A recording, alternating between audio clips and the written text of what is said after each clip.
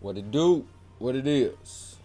This is Crypto Hallway, your news and information source for all things crypto, cryptocurrency that is. And I can't tell you what to do with your money. I just chill. You have to do as I will, cause I will kill this market. No Bill or Camille can stop it. I'm on this crypto rocket, and I'm going to the moon. With that being said, on today's episode of Crypto Hallway, I will be attempting to help you all understand what Bitcoin is by comparing Bitcoin to something that you're very familiar with, which is the US dollar, American money, basically USD. So yeah, I'll basically be pretty much holding, the USD, the US dollar, which currently most Americans use, against the Bitcoin. Now this ain't a real Bitcoin. This is just a replica coin of just a little token, something you can keep. Because of course we all know Bitcoin isn't tangible, isn't something you can touch. It's all digital. All digital. And now that's one of the main differences between Bitcoin and USD. Is that the dollar is this. It's paper. You know what I'm saying? You can burn it, you can rip it in half, you can spend it, you can whatever. It's paper, you can touch it, you can have it, got it. As far as Bitcoin, you can't touch it. Like, you can't put your hands on it and physically touch it. It's all digital. So can't nobody come and break in your house and rob it. Can't nobody take it from you. Can't nobody steal it. Can't nobody break it to the bank and physically go in there and grab all your Bitcoins, or go into any kind of exchange or anything and grab your Bitcoin, because it's not physical. Everything is digital. All right, so let's compare the two. So start with the dollar. Value-wise, currently, right now, at this moment in time, the US dollar, $1 is worth $1. In a sense, let me say that. For the purpose of this video, we'll say it's worth $1. So $1 is worth $1. That's what you get. For one of these, you get one of these. If I give you one of these, you get one of these back. It's $1. All right. So Bitcoin, one Bitcoin is worth currently, right now at this second, if I check the charts real quick, at this current second, one Bitcoin is worth 10,134 of these. So in order to get one of these, you would need 10,134 of these. It's one difference. All right. Another comparison: Bitcoin and the dollar. With the dollar, this can be broken down, and the way you break this down is by using cents. The lowest part of one of these dollars, US dollar, is the cents. And we all know how that look is 0.01 cent. So that's the lowest value, and it takes, of course, 100 cents to make one of these. 100 pennies, that's what the cents is called. It takes 100 cents to make one whole dollar. Bitcoin, this can be broken down into satoshis, is what it's called.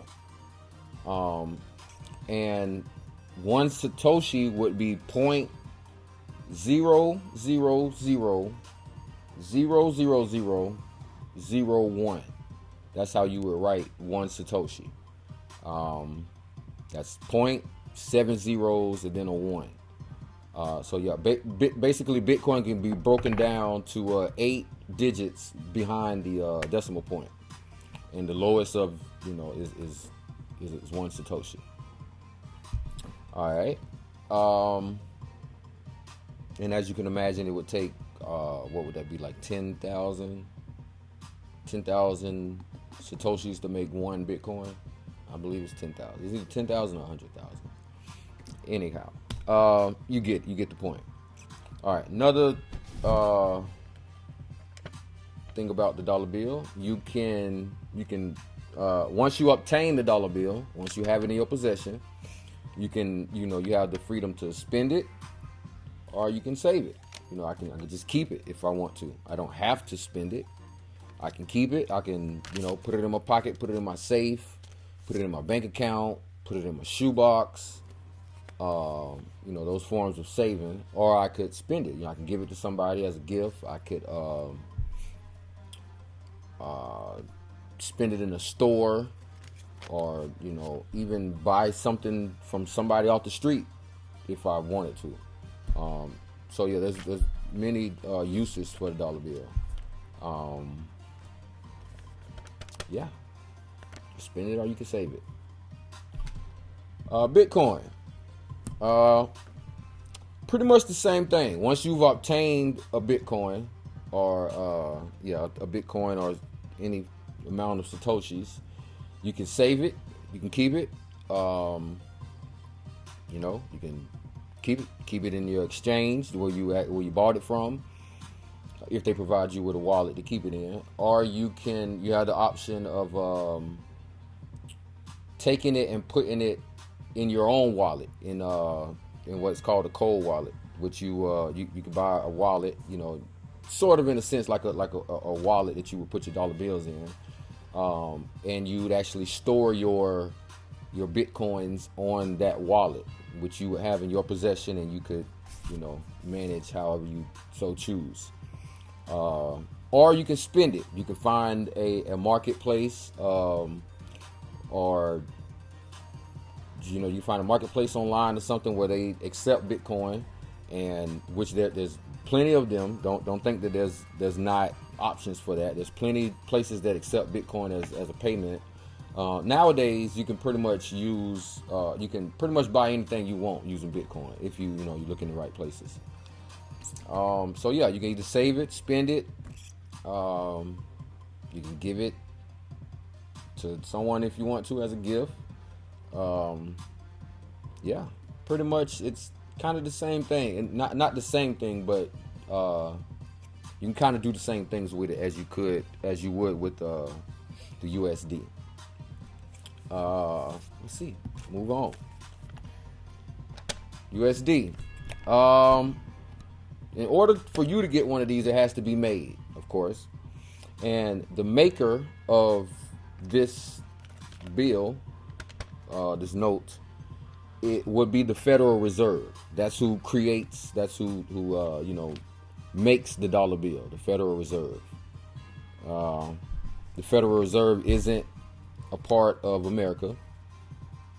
It's not a part of the government. The Federal Reserve is a totally separate situation, we should say. Yeah, but that's who makes currency. They don't just make American currency. They make most all currencies, like the yen, the euro, the pound, or whatever other fiat currencies out there. They pretty much make it.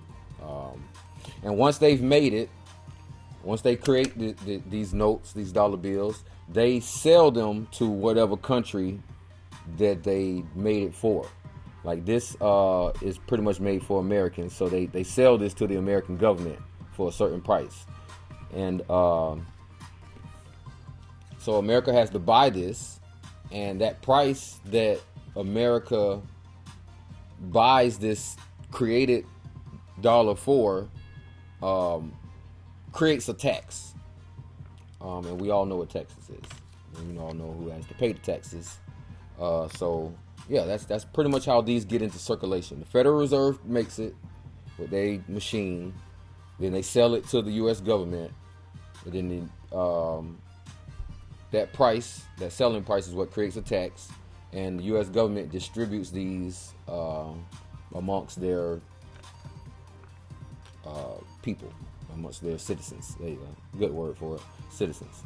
So Moving on. Oh no, same comparison. So Bitcoin.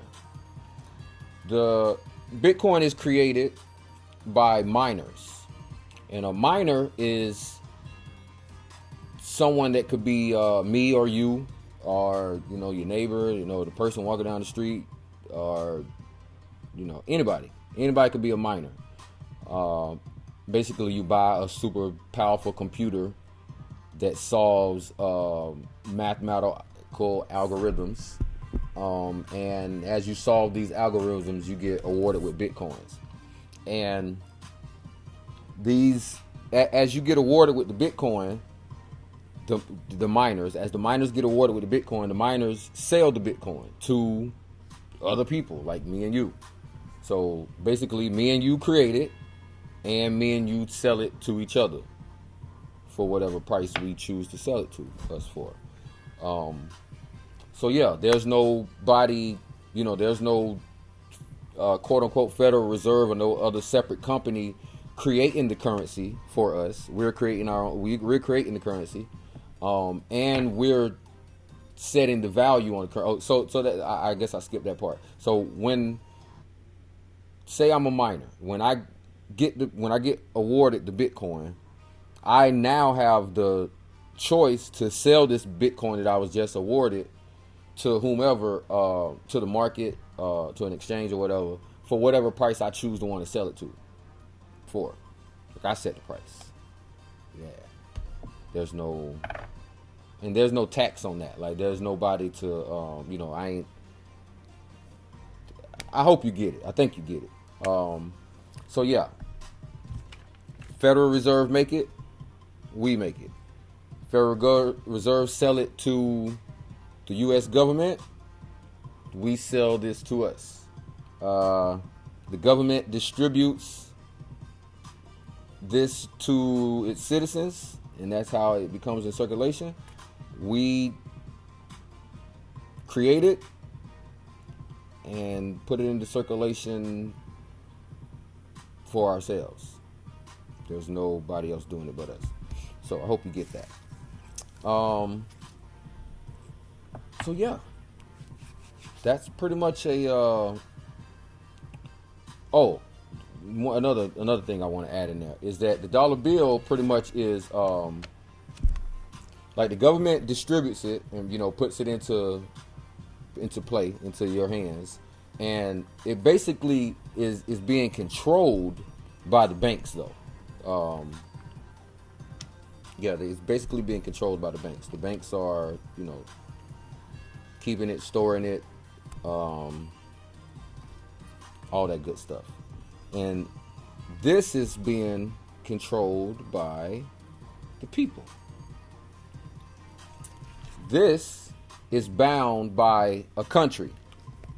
This is an American dollar, so there's American rules and regulations on it. The American government controls it. It's not the people's. The people don't own this. The government owns it. At no point in which you have this dollar bill in your possession do you actually own it.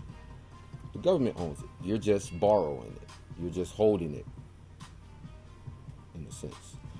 This, nobody's controlling it. You're not borrowing it from nobody. Nobody. It's all yours. All yours. You can spend it with whomever, however, wherever, worldwide. Oh, that's the other part. Yeah, like I say, this is bound by a country. Whether it's the yen, bound by the yen people. Whether it's the pound, bound by the pound people. Or the whatever, bound by the whatever people. This is the Bitcoin, bound by nobody. Nobody controls it. And I think that's the biggest part for a lot of people to grasp when it comes to the Bitcoin part, is that nobody controls it. That has its pluses and minuses. We'll get to that on another video, but right now we're just comparing the two. So let me think if there is anything else to compare. Security. This is secured by banks and the U.S. government and the Federal Reserve, the rulers of the dollar bill. That's who it's secured by. That's who, if something happened to your dollar, you can run to the people that make or create the dollar and be like, hey, something happened to my dollar. And they'll, maybe replace your dollar, or they'll, figure something out for you. Bitcoin, there is no, there's none of that. Ain't nobody you can call and be like, hey, if you lose your Bitcoin, you can't call someone, and be like, hey, I lost my Bitcoin. Can you help me? Nah, there's none of that. Nah. Ain't no bank to call and be like, hey, somebody stole my Bitcoin. I need to, need some kind of help. Like, ain't none of that. So this is secured in a sense. This is unsecured. Like, ain't nobody coming to save you if you lose your Bitcoin. If you make the wrong transaction, you put the wrong number letter in there. Yeah, that part. So, yeah.